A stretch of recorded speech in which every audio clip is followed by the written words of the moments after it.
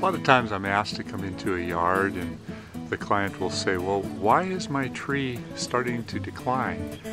And I have to do a little bit of detective work to figure it out.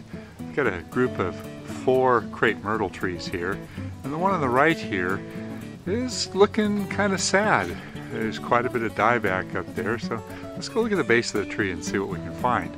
I'm walking up here and right off the bat, the very first thing I notice, I don't know if you can see that clearly, but right in through here we've got a lot of change going on, and it's very, very wet. You can see some areas where the base of the tree is starting to die back, and it's moist all the time, and that's the culprit right there. It's got a sprinkler that's constantly hitting the trunk of this tree. Now, most trees don't like to have water hitting them constantly, but if it's a thin bark tree like a crepe myrtle, it's especially vulnerable because as soon as the slightest little bit of basal crown rot starts to develop, then it goes rather quickly. I know the next question is going to be, can we save this? Well, if you don't change the sprinkler and keep it from blasting the tree all the time, it'll surely go downhill. If you can get it to dry out and allow it to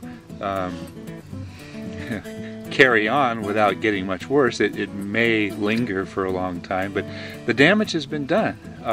Sprinklers hitting the trunks of trees are one of the big problems that we run into, and in this case, I'm not sure.